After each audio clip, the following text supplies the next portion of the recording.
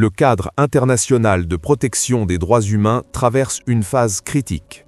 D'après le dernier rapport publié par l'ONG Human Rights Watch, cette fragilisation est accentuée par les politiques et prises de position de Donald Trump qui menacent directement les fondements démocratiques aussi bien aux États-Unis qu'à l'échelle mondiale, y compris en Europe.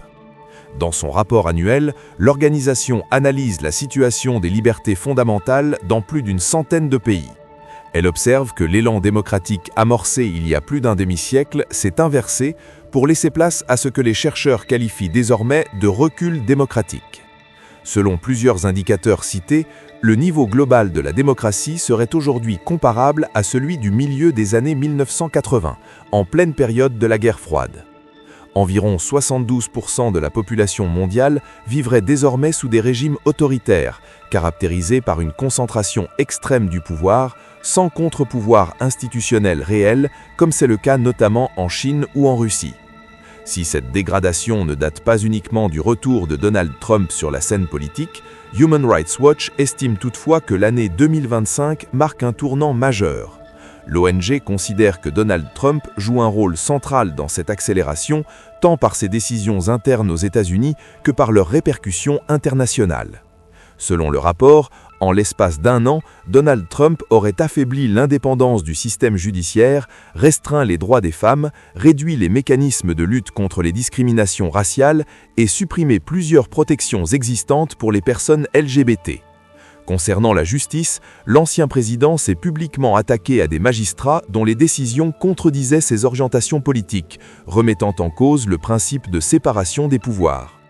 Sur le plan migratoire, plusieurs mesures ont été maintenues ou réintroduites malgré leur suspension par les tribunaux, ce que de nombreux observateurs interprètent comme un contournement délibéré de l'autorité judiciaire. Donald Trump a par ailleurs accusé certains juges et médias d'hostilité idéologique, alimentant un climat de défiance envers les institutions.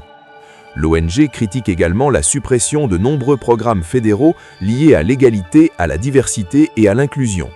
Si certains de ces dispositifs faisaient débat, d'autres étaient largement reconnus pour leur efficacité dans la lutte contre les discriminations. Human Rights Watch va plus loin en affirmant que la rhétorique et certaines politiques de Donald Trump s'inscrivent dans une idéologie nationaliste blanche, notamment à travers des déclarations jugées ouvertement racistes et des choix migratoires ciblant certaines populations. Le rapport dénonce aussi les méthodes employées par les agents fédéraux de l'immigration, notamment les interventions masquées et les arrestations basées sur des critères physiques, sans justification individualisée. Ces pratiques alimenteraient un climat de peur au sein de plusieurs communautés. L'usage répété de la force a récemment conduit à la mort de 2 personnes à Minneapolis lors d'opérations menées par l'ICE.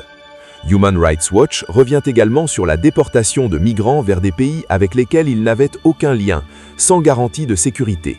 L'ONG cite notamment le cas de migrants vénézuéliens envoyés dans une prison au Salvador où des actes de torture et de violence sexuelle auraient été documentés.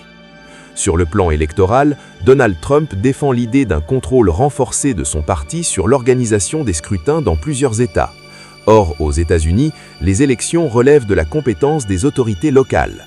Des craintes émergent quant à une possible manipulation du processus démocratique, d'autant plus que Donald Trump n'a jamais reconnu sa défaite lors de l'élection présidentielle de 2020, malgré les multiples recomptages et décisions judiciaires. Le rapport souligne également que cette remise en cause de la démocratie ne se limite pas au territoire américain.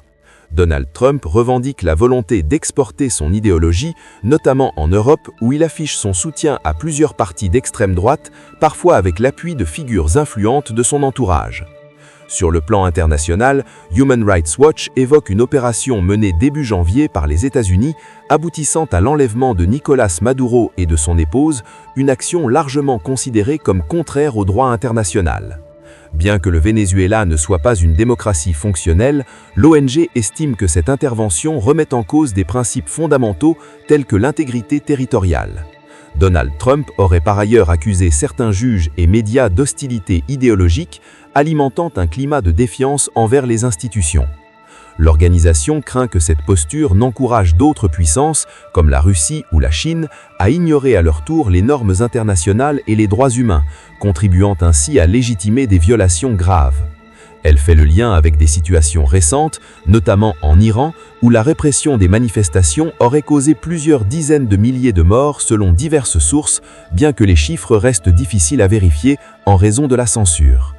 Face à ces dérives, Human Rights Watch appelle les démocraties, y compris au sein de l'Union européenne, à adopter une réponse collective et ferme. L'ONG reconnaît les limites d'actions isolées, mais estime qu'une mobilisation coordonnée pourrait permettre de défendre les principes fondamentaux du droit international et de soutenir les mouvements de résistance existants, notamment aux États-Unis.